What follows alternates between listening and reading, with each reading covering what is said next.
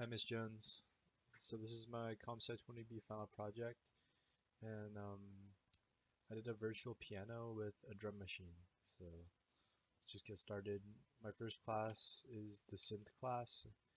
So here I've imported all the MIDI things I need. Um, so essentially, in order to play music in Java, you have to do it through this synthesizer class, and then so we see here in the constructor I've initialized the synthesizer, as you can see, it's called synth, and there's a try and catch, um, which is required for this type of code. So we see down here public void play music. So I named so I did synth.get channels, which essentially gets all the channels, and so essentially how it works is that depending on what channel you're on, you will play a different instrument. So for an example, I have up here the piano is allocated to number 0, and then drums would be 9. So we go here, I can see channels piano dot no on, and then it turns the no on for a certain length at the volume of 50. So in order to find the ID of the note is actually a bit of a lengthy process. So there's a method down here that finds that. So essentially, how I formatted it is that there's going to be a string input of the octave and then the note that you want. So for an example, 6C, which means the sixth octave, and then you play a C. So when you input that string into this method, it will take the octave, which is this, and this is just the first character in the string, and then it will return um, with the index. It will use this algorithm to essentially um, come back and return the MIDI index of what you're trying to play. So that's what the computer can read. So you put 6C in this, and then it will go all the way up here to this array list, and then it will scan it for the specific index you want. So like in our case, if we put 6C, then it'll be the first element of the array, and then it'll take that, it'll put that into this formula, and I'll make a calculation and bring back the MIDI index. So essentially we come up here and back here, and so like now it knows what note we're trying to play, the volume, how long we're gonna play it for, start dot sleep, and then it'll turn the note off. And I have this line down here just to know if for debugging purposes essentially. So for the drums, it's slightly different as the computer doesn't read it the same way. So for drums, there's not necessarily a certain formula or pattern to it, as there's no real notes. There's no tone, so each number just means a different drum. So I can just put in whatever drum I want, which is some number that I know, and then the length, and then the volume, which is 50. So it's the same concept, except there is there's no need for the ID method, as there's no like notes to actually being played, if you know what I mean. So we go back to this method, of course, and essentially it will open the synth, it will run the play method on the note, and 250 is like the length, of course, and then it will close it. So, and of course there's a try and catch just required. So the play drum method is slightly different, as I didn't necessarily want all the drums to be playing for the same length amount of time. So there's no like length parameter. Because as you can see here, the length parameter is actually fulfilled by note length in the play drum method, so it's slightly different as I don't want the drums to go on for, I don't want the snare, for example, to go on as long as the crash. Of course, the crash is going to ring longer and last longer. So I wrote these series of if statements to show that depending on the drum, the note length will differ, and then other than that, it's about the same method. So that's about it for the actual music part of my program.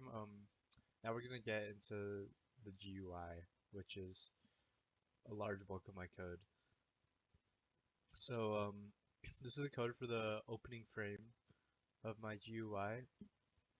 So just standard stuff, setting up the frame, visible. I made the frame resizable just to simplify things.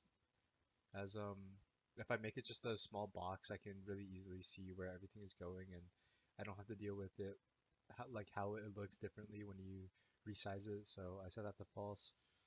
This is just standard stuff, and this is the intro screen with a simple J label that just says what would you like to do. Of course, I've set the font here, and I've set the bounds for the text. So it essentially just says welcome to virtual piano. What would you like to do? And set bounds, of course, change the position of the text. So this is where we start getting into the action listeners, which is the buttons. So sorry. So I have a button called music here, and this is the play music button, and it's new abstract action listener. So essentially, when you press this button, when you have an action performed onto this button, um, what I did to simulate it, like the screen changing, rather than like originally my program, it opened a new tab, but I thought this was better. So eventually, it wipes the panel. It keeps the frame, but it wipes the panel and then repaints it, which means that it just clears everything, so I can add more stuff onto it. So it's like there's a new screen, right? So here I have new panel, J panel, new panel equals new J panel. Then I do all the standard stuff, set up the panel. Yeah, and then now here's where the actual piano starts. So one of the um one of the buttons work because they're pretty much the same. So essentially, I have this action listener here, this button, which is C, and C is a white key. So C, I have invoked synth.play music from my synth class with the parameter 6C, which I explained earlier how that works, and that will essentially play the note C, right?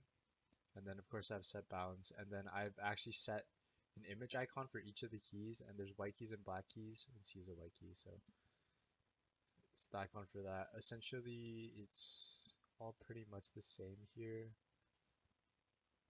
Of course, these are the sharps, the black keys, and I've added everything in one place here to the panel. And then for some reason, when you wipe everything from the frame, this is the only way to get your new code to show onto the GUI is for me to do this. So this is my fix. You just do frame.set visible and false and true. Basically toggle it, and then of course we have this here. Just add music, which is yeah. So the drums is pretty much the same except there's only 4 buttons. There's not that many notes here. So um I just have image icons for the hi-hat, snare, kick, and crash.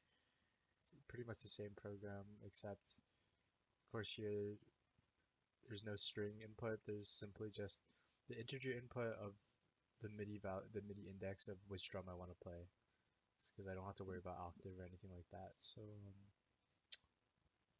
yeah, of course there's a try catch for each of these.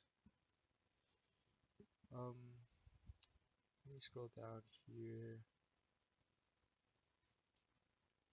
So this is the last button. So okay, so of course in the GUI there's an opening screen. And you have three options where you want to play the piano, you can play the drums, and finally the exit option, which is simple. Basically, when you press this button, it just goes system.exit one, and then it will close the program. Of course, button set bounds here.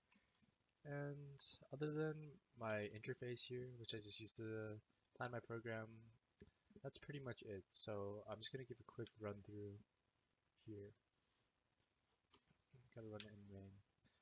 Of course I'm using Visual Studio, it's just a lot faster and you can actually hear the audio here. So you press play music. Hopefully you can hear this, but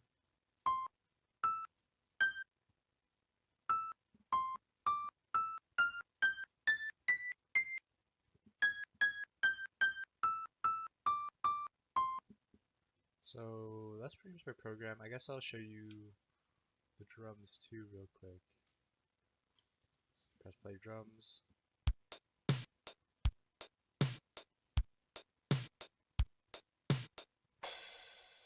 Yeah, that's about it.